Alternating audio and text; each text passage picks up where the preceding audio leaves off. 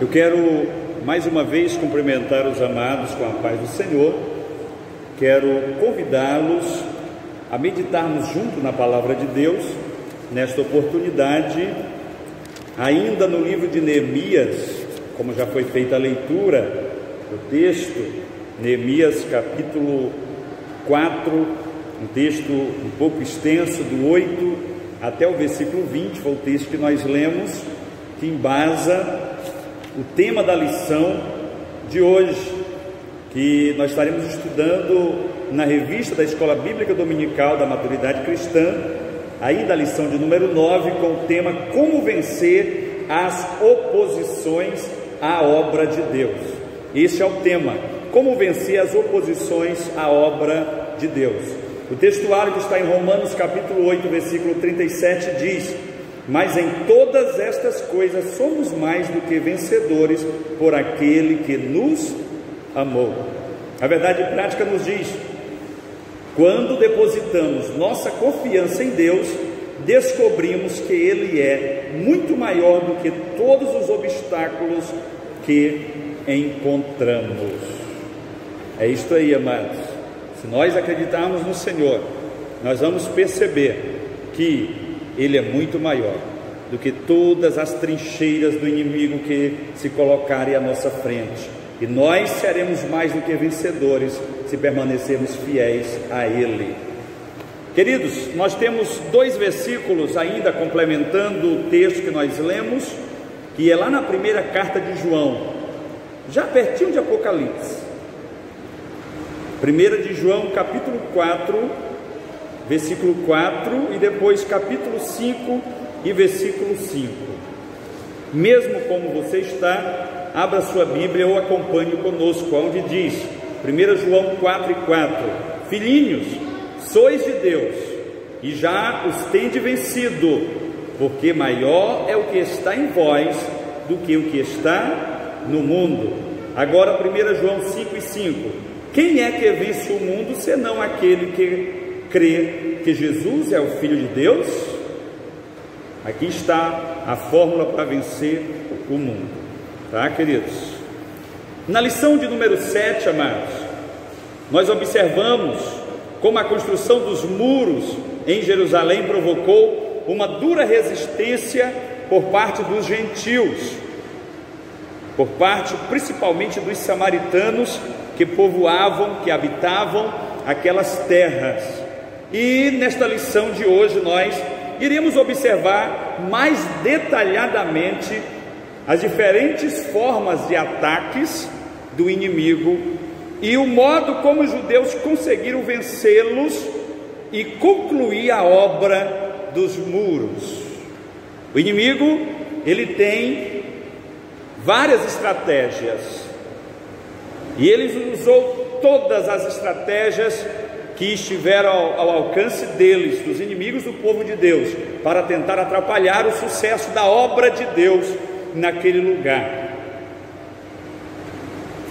Primeiro, eu gostaria de falar com você sobre a procedência dos ataques. Por mais que você seja atacado por pessoas, por instituições, por organizações, o apóstolo Paulo nos ensina em Efésios capítulo 6 e versículo 12, que a nossa luta não é contra a carne e contra o sangue, mas sim contra os principados, contra as potestades, contra os príncipes das trevas deste século, contra as hostes espirituais da maldade nos lugares celestiais. Portanto, nossa luta é antes de tudo espiritual, amados. A nossa luta não é primeiramente contra a carne e sangue, a nossa luta é espiritual, é contra os principados, é contra as potestades, contra os príncipes deste século. E Paulo está falando aqui das legiões demoníacas a serviço do inferno, em prol de barrar o crescimento do reino de Deus. Esses príncipes das potestades do ar aqui são demônios que se levantam contra o crescimento da igreja, contra a caminhada da milícia verdadeira da igreja. Aleluia. Glória ao nome do Senhor. Os inimigos visíveis, eles são meramente instrumentos do diabo, os quais nos atacam, mas o nosso inimigo, na verdade, é o próprio inimigo das nossas almas, é o nosso adversário, conforme 1 Pedro capítulo 5, versículo 8. É ele que anda ao derredor tentando tragar, ele é o adversário de Deus, o adversário das nossas vidas. E tudo que venha a ocorrer contra as nossas vidas é instrumento dele, mas a nossa batalha, ela é contra ele, é espiritual, como já dissemos. Qual é a orientação bíblica para esta luta? Nós devemos correr? Devemos fugir da batalha, dos ataques do inimigo? Não. A Bíblia nos orienta em Efésios capítulo 6 e versículo 13, melhor dizendo. No versículo 12, Paulo está dizendo como é a nossa luta, que não é contra carne e sangue. E no versículo 13 de Efésios 6, Paulo nos dá a receita de como nós seremos vencedores diante destes ataques, diante dessas lutas. Observe, que nesse texto Paulo diz: portanto, tomai toda a armadura de Deus para que possais a. resistir no dia mau, b. tendo feito tudo, c. ficar firmes. Aleluia, glória a Deus. Paulo manda ficar firmes. Ficar firmes é resistir. Aleluia. Nós não devemos fugir das investidas de Satanás, nós devemos resistir pelo poder do nome de Jesus, na autoridade do nome do Senhor. A igreja vai resistindo o inimigo e ele vai sendo derrotado a cada momento. Quando a igreja deixa de resistir, o inimigo prevalece e o escândalo acontece e o pecado sobrepuja dentro da igreja, no coração das pessoas. Mas quando a igreja resiste, o inferno é fracassado e o nome do Senhor é glorificado. Aleluia. Nesta luta contra o mundo invisível, a arma mais eficaz não é o revólver 38, não é a pistola .40, estou falando de armas atuais. Lá na época de Paulo ele diria: não será a espada, não será a lança a arma mais eficaz contra esse principado, contra essa potestade, contra esses ataques do inimigo. A arma principal de ataque ao inimigo é a nossa fé, a fé em Jesus. Esta é a arma que nos sustenta e que nos faz prevalecer contra as investidas do inimigo, contra a vida da igreja. Aleluia. É Ele que é a nossa vitória, a razão da nossa vitória. Por isso a Bíblia aconselha: milita a boa milícia da fé, toma posse da vida eterna. Paulo falou isso a Timóteo, lá em 1 Timóteo 6 e 12, aconselhando a Timóteo a militar a boa milícia. O povo por aí pegou o nome milícia e associou a uma coisa ruim, principalmente lá no estado do Rio de Janeiro, quando se fala em milícia e miliciano, é uma coisa ruim, desagradável. Mas biblicamente a boa milícia é a caminhada cristã do crente aqui na terra. Nós precisamos militar a boa milícia, ou seja, sermos bons militantes, sermos servos leais, fiéis ao nosso Senhor, aquele que nos alistou para esta caminhada e para esta batalha, porque a caminhada cristã aqui na terra, ela é uma constante batalha espiritual, amados. Pela fé nós experimentamos a operação do Espírito Santo em nossa vida.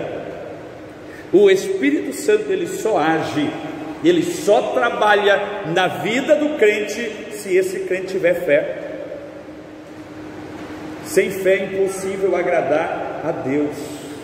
Sem fé, nós não veremos o rosto de Cristo. Sem fé, nós jamais seremos o instrumento de Deus para transformar vidas, para resgatar vidas do inferno.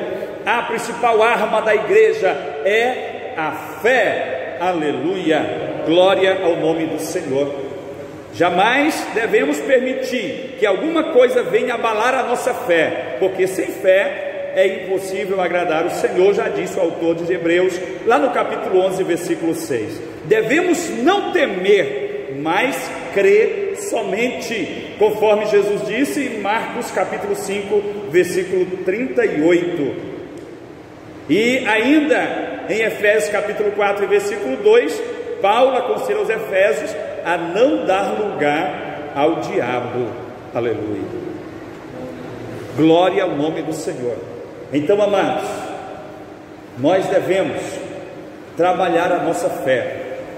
A fé na vida do crente é semelhante a uma plantinha, a uma hortaliça, que uma pessoa planta uma pequena sementinha, às vezes microscópica, quase microscópica, e aí ele começa a adubar a terra, depois planta a semente, começa a regar, faz o processo de abafamento ali, depois que ela começa a brotar, ele tem que protegê-la do sol, para que ela consiga desenvolver ali nos seus primeiros dias, nas primeiras semanas.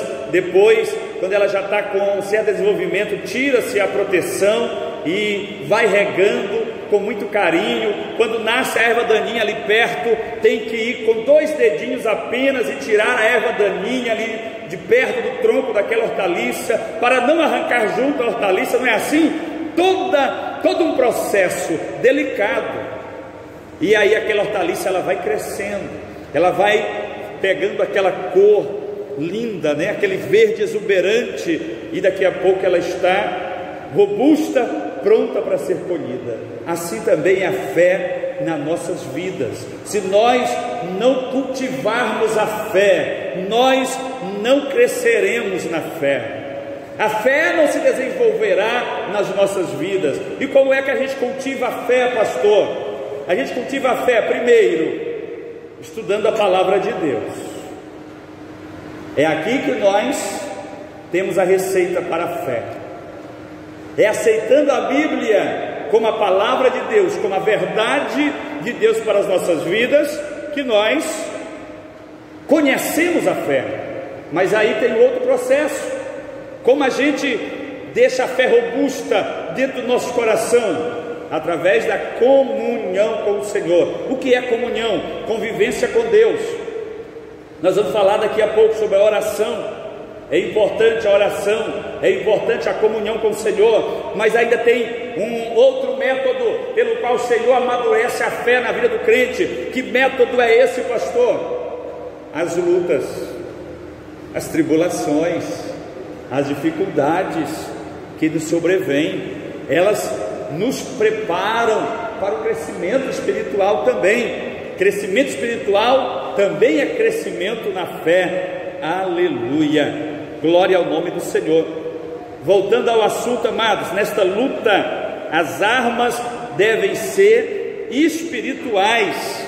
Só as armas espirituais atingem e alcançam os reais inimigos, que são os demônios, os servos de Satanás, a serviço do inferno contra o crescimento do reino de Deus.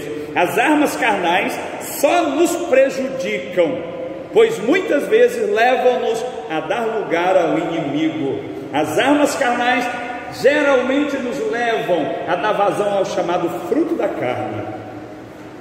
As armas para nos tornar vencedores na caminhada espiritual, elas precisam ser espirituais.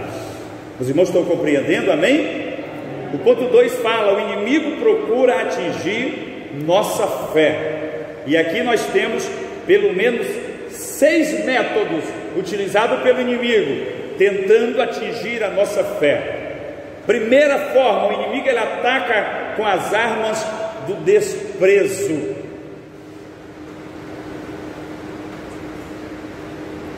Quem não fica decepcionado quando se sente desprezado por alguém ou por uma instituição? O desprezo dói.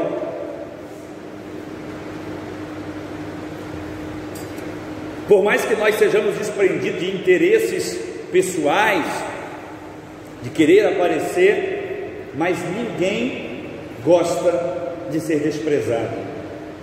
Verdade ou não? E é uma das armas que o inimigo usa, muitas vezes para nos atingir. Foi isso que o inimigo usou aqui em Neemias, capítulo 4, e versículo de número 2. Que fazem esses fracos judeus, tentando reerguer esse muro? Olha só, chamou os judeus de fracotes.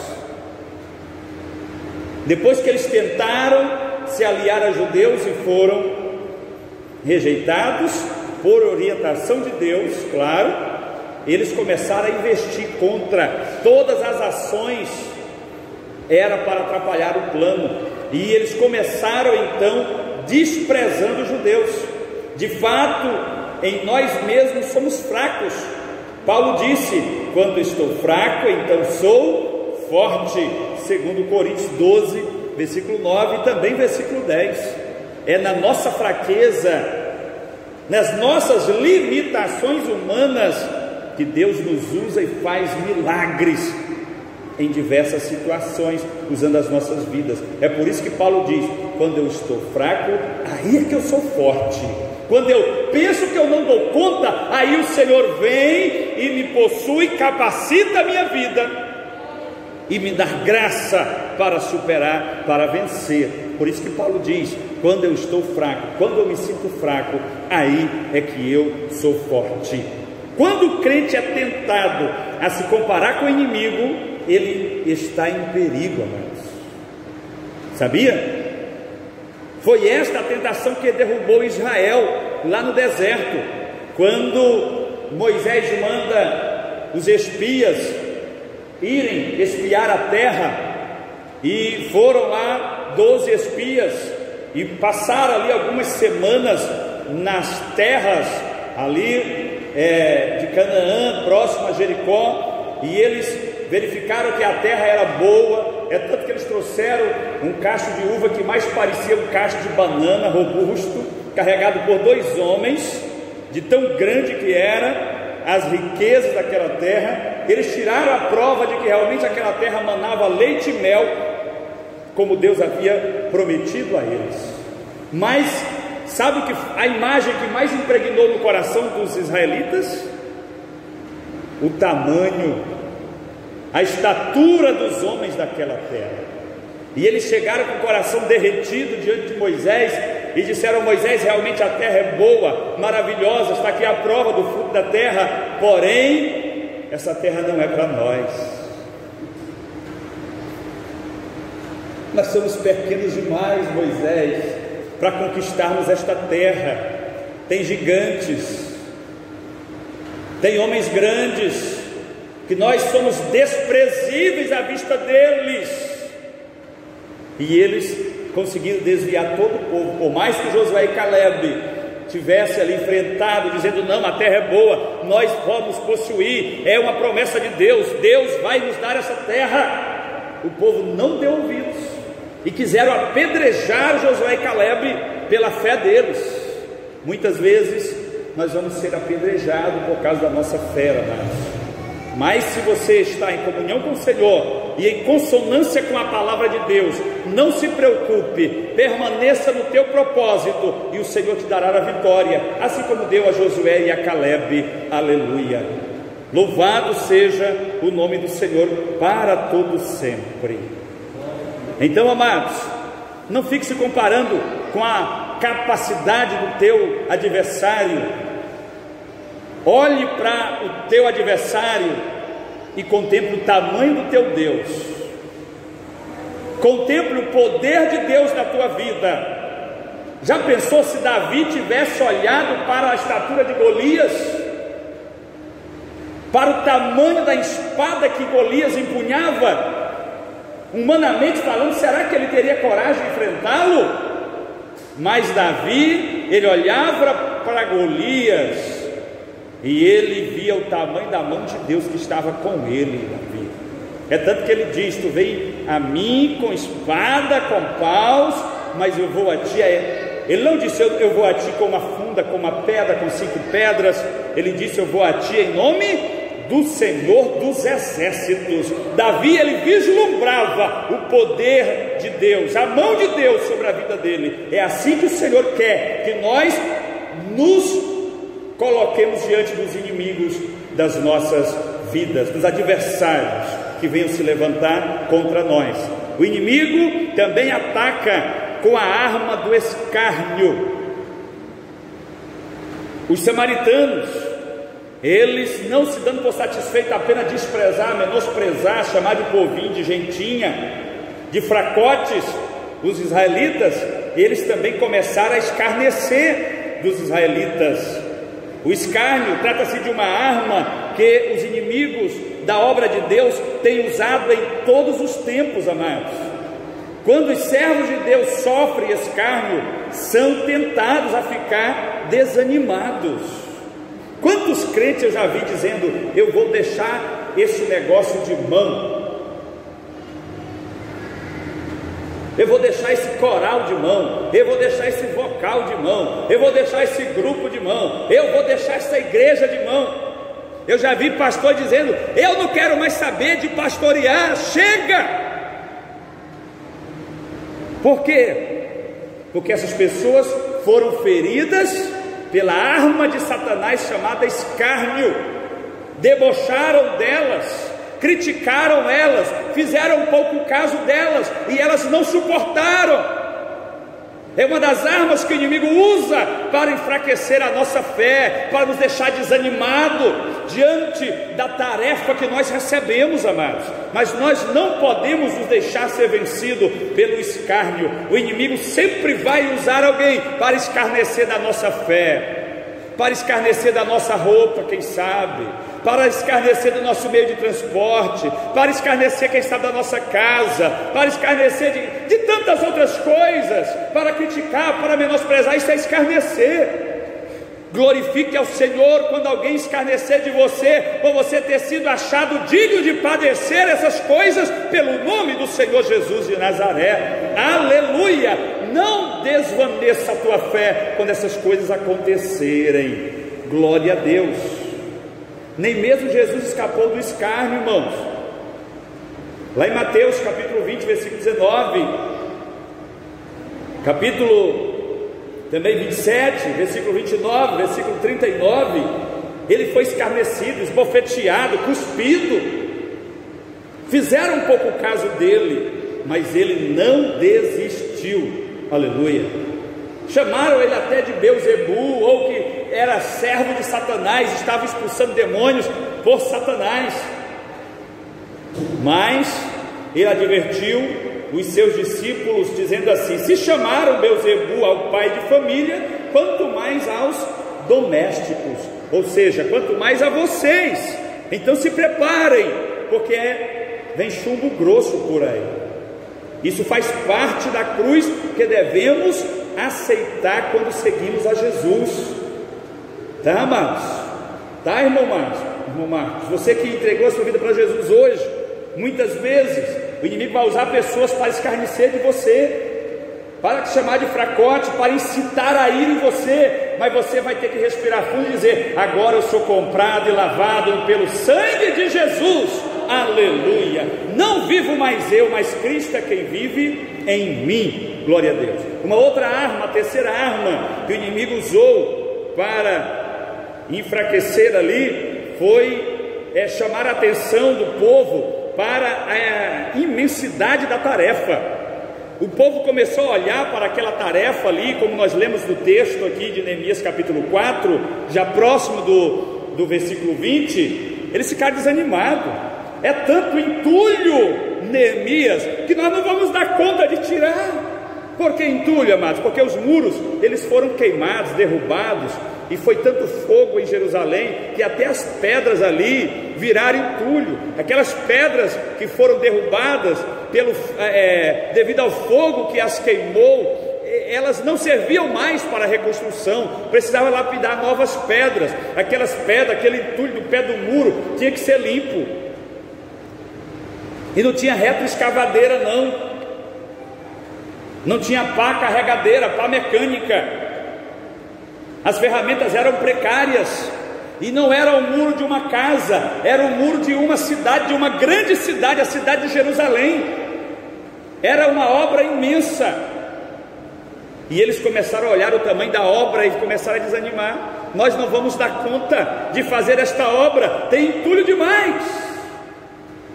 O inimigo, ele usa, amados, às vezes a imensidade da obra, e começa a colocar uma dificuldade na nossa mente. A gente começa a olhar, irmão José Newton, e a ver que a dificuldade é tão grande, que a probabilidade de chegar ao fim é tão ínfima, e a gente desiste antes de correr o risco.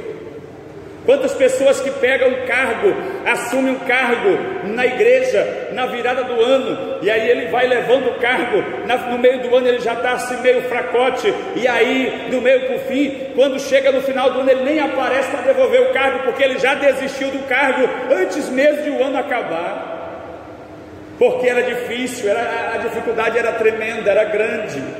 Já pensou se Israel tivesse se prendido aqui à imensidade da tarefa? Eles teriam desistido, mas Neemias não permitiu que eles enfraquecessem, e começou então a instigar a fé no coração daqueles homens, e eles permaneceram carregando o entulho, e depois construindo o muro, e a obra foi um sucesso. Aleluia! Vamos ver a quarta arma. Os inimigos usam contra nós os boatos e as mentiras. Quem nunca sofreu, nunca foi vítima de boatos ou de mentiras?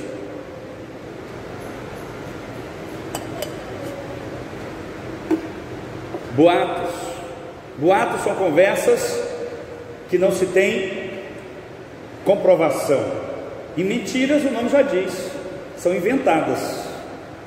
Eu acho que todos nós já fomos vítimas de boatos e até mesmo de mentiras em algum momento da nossa vida, na família, no trabalho, na vizinhança, na igreja, por que não? É uma arma que o inimigo usa para tentar nocautear a nossa fé. Quantas pessoas deixaram de servir a Jesus por causa de boatos e mentiras na igreja, por falta de sabedoria de pessoas que foram levando e conduzindo boatos e mentiras, e essas pessoas ficaram tão decepcionadas que abandonaram a fé cristã. Quantas pessoas já perderam a sua própria família por causa de boatos, por causa de mentiras levantadas com a intenção de prejudicar? E às vezes, antes de aferir aquele problema, aquela causa, as pessoas acabam pulando fora do barco, acreditando nos boatos e nas mentiras. Eu quero dizer para você, o inimigo sempre vai usar uma arma para tentar nocautear aqueles que estão ao lado da cruz de Cristo, amados. Nós precisamos estar vigilantes todos os momentos. Não acredites em boatos e mentiras, nem contra você, nem muito menos contra os teus irmãos, os teus amigos. Quando alguém chegar para você para contar um boato, para contar, quem sabe, uma mentira de um teu irmão, de um amigo, não alimente isto. Tem gente que pega aquele boato e, não sabendo que é uma mentira, ele conduz à frente e vai alardeando, espalhando aquela conversa do seu, às vezes até do seu amigo, de uma forma estúpida e insensata, prejudicando a reputação daquela pessoa. Quando uma pessoa fala mal de você através de um boato ou de uma mentira, para mim, ela está desconstruindo dentro de mim a imagem que eu tenho de você. Quando eu olhar para você depois daquela conversa, se eu não tiver sabedoria, eu vou te medir pela medida daquela mentira que contaram de você para mim. E muitas vezes, ou na maioria das vezes, nós agimos assim com os nossos irmãos, com os nossos amigos. Nós não aferimos o caso, a situação. Às vezes nós cometemos erros por não aferir, e é bom que a gente não leve adiante.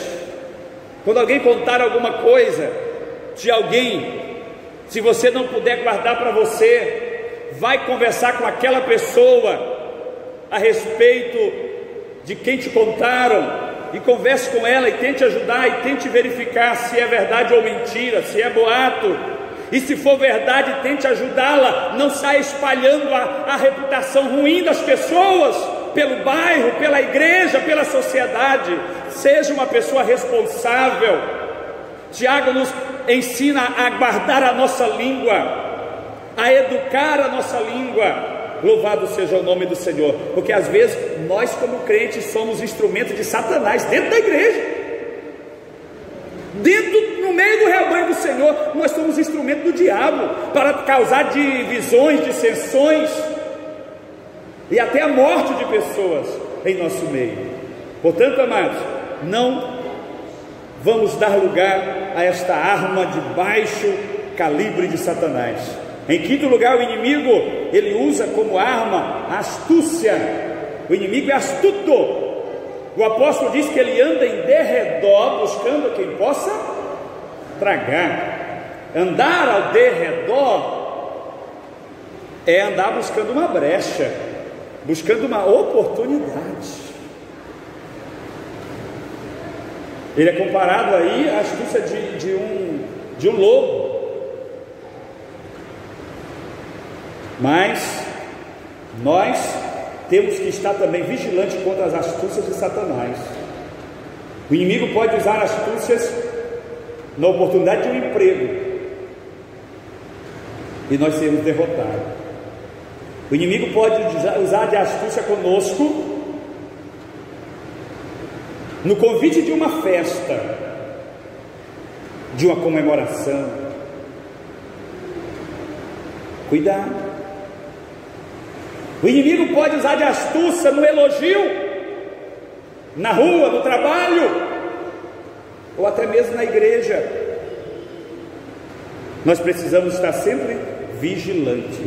Os samaritanos convidaram os judeus para juntos se congregarem nas aldeias.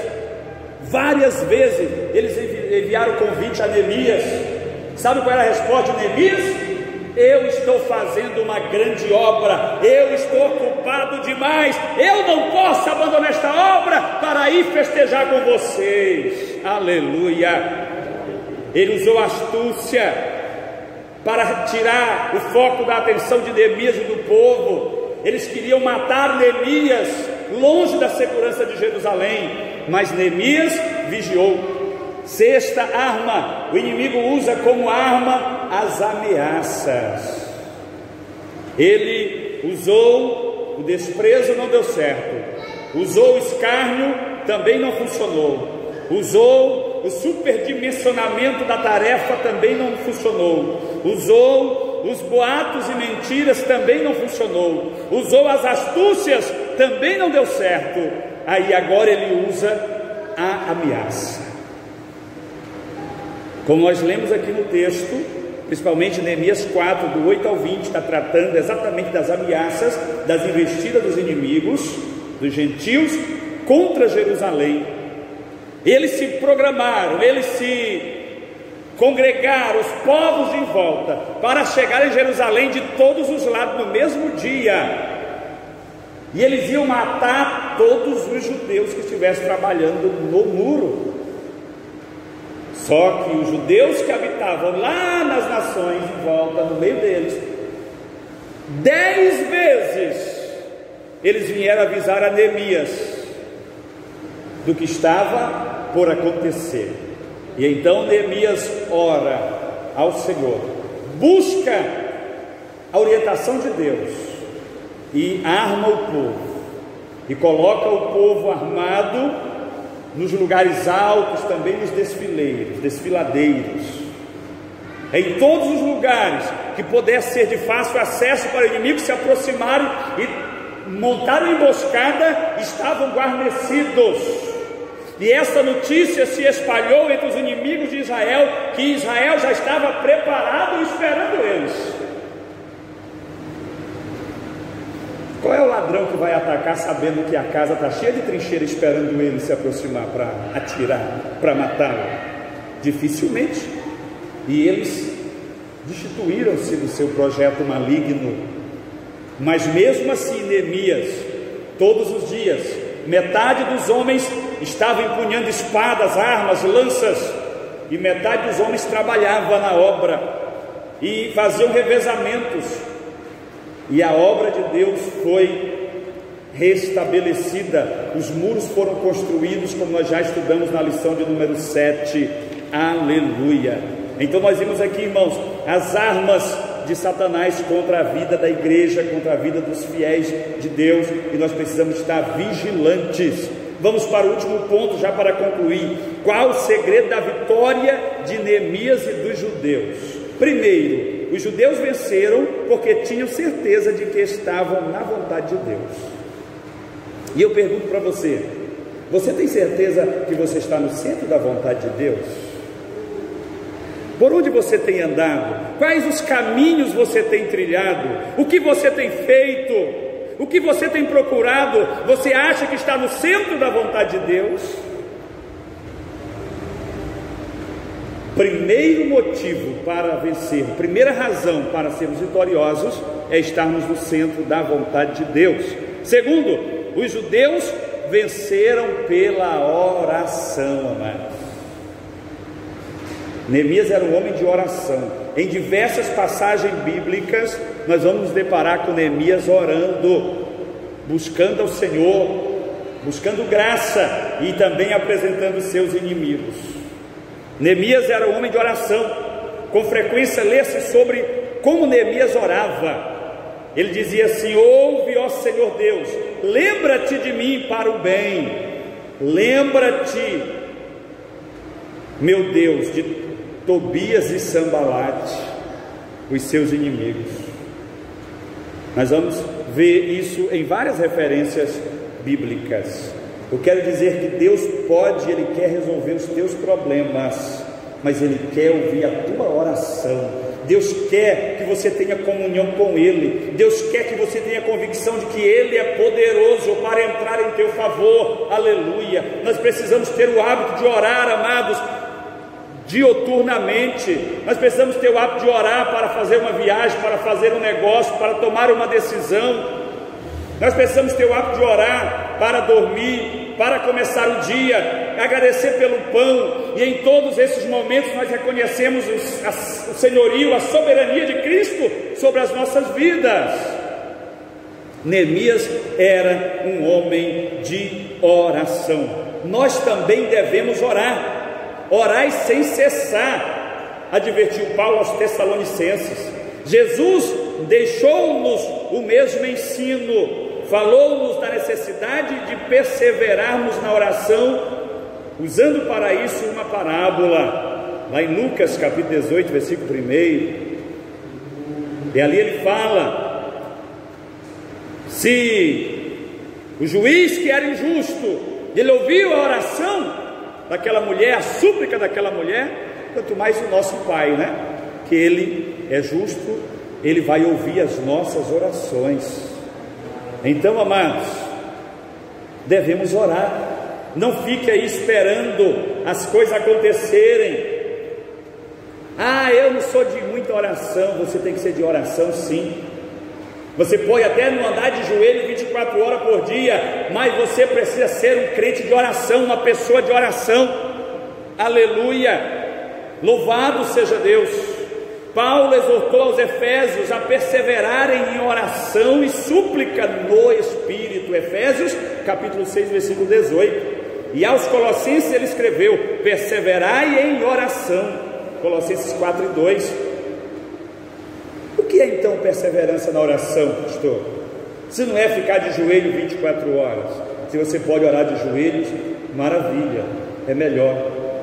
É o momento e a forma como nós mais nos desprendemos, esquecemos de todas as coisas que estão à nossa volta e focamos no trono da glória através da nossa fé, dos olhos da fé.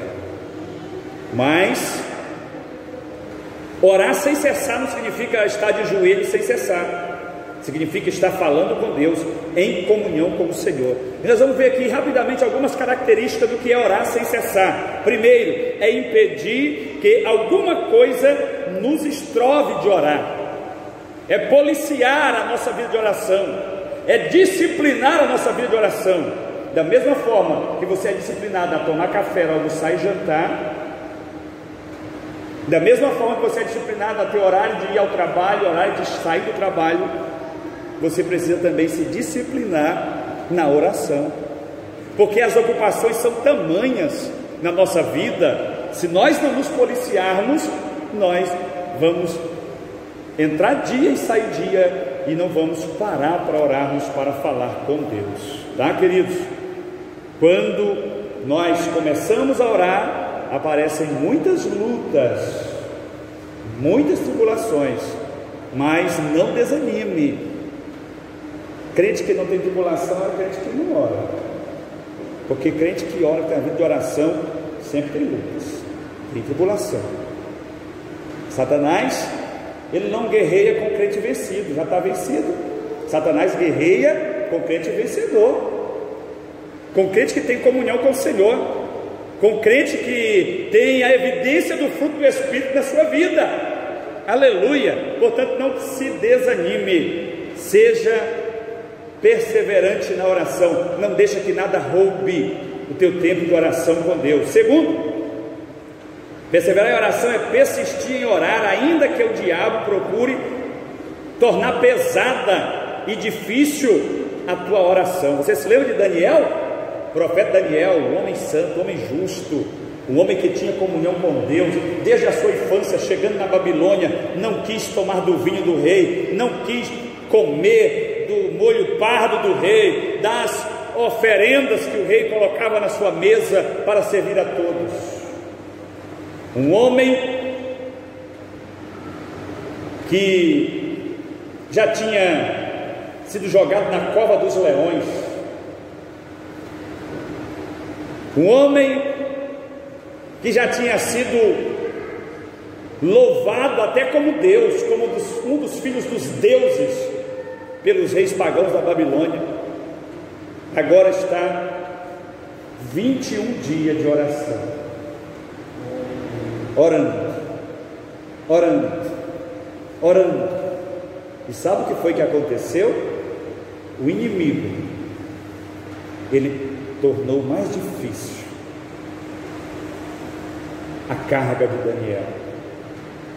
Após 21 dias, Gabriel chega e diz: Daniel, amado do Senhor, eu saí no dia que você começou a orar, mas os demônios se entrelaçaram no ar, impediram a minha passagem, até que o Senhor mandou o arcanjo e dissipou-os, e eu estou aqui com a tua resposta. Quando você começar a orar, o inimigo vai tentar tornar mais difícil a tua caminhada. Quantas vezes eu já me ajoelhei para orar e dormi de joelho? E eu já ouvi muitos testemunhos de pessoas cansadas, quem sabe oprimidas, e começou a orar, e de tanta angústia ali, ele dormiu. Oh, Jesus, eu estava orando e eu cochilei. Não é fácil orar.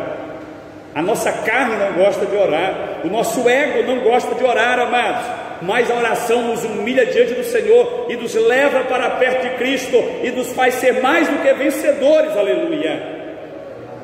Ser perseverante na oração é orar até que venha a resposta. Devemos orar até que venha a resposta. Daniel orou até a resposta chegar. Aleluia! Ore até a resposta chegar. Aleluia! Tem gente que diz: eu vou orar aqui, mas eu não vou mais orar por este assunto, eu já entreguei na mão do Senhor. A Bíblia não nos ensina a fazer assim. Batei, batei, abri-se-vos-á, buscai, buscais e achareis. Aleluia! Glória a Deus! Com oração e súplica. O que é súplica? É suplicar, é clamar, é pedir, é chorar, é implorar, é importunar alguém. Aleluia! Nós devemos orar assim, e o Senhor se alegra quando nós oramos assim. Aleluia! Com oração e súplica. A oração é uma prova de que o Espírito, aleluia, de Deus opera em nós. O Espírito de Deus opera na vida do crente através da oração. O Espírito Santo ora em nós também quando nós estamos trabalhando em comunhão com o Senhor. Quando nós estamos viajando, por mais que nós não podemos orar, às vezes de olhos fechados, ou de joelho, ou parado, mas mesmo caminhando, dirigindo, trabalhando, atendendo alguém, nós estamos em espírito de oração. E o Espírito Santo, ele ora por nós, ele intercede por nós, e a Bíblia diz até com gemidos inexprimíveis, ou seja, suplicando ao Pai por nós, aleluia. Então, queridos, tenhamos uma vida de oração, porque a oração é a chave da vitória, aleluia. É através da oração que a nossa fé também é multiplicada, é através da oração que nós vivemos as profundas experiências com Deus, aleluia. Glória ao nome do Senhor, glória a Deus. Portanto, amados, devemos dar liberdade ao Espírito, e Ele nos levará a uma gloriosa vida de oração. A vitória é nossa pelo sangue de Jesus. Amém e amém. Que Deus te abençoe. Apesar das investidas de Satanás, das tribulações, não desvaneça na tua fé. Ore ao Senhor, busque ao Senhor, porque Ele é a nossa vitória. Amém, queridos? Deus abençoe. Tenha um final de semana abençoado e vitorioso em Cristo Jesus.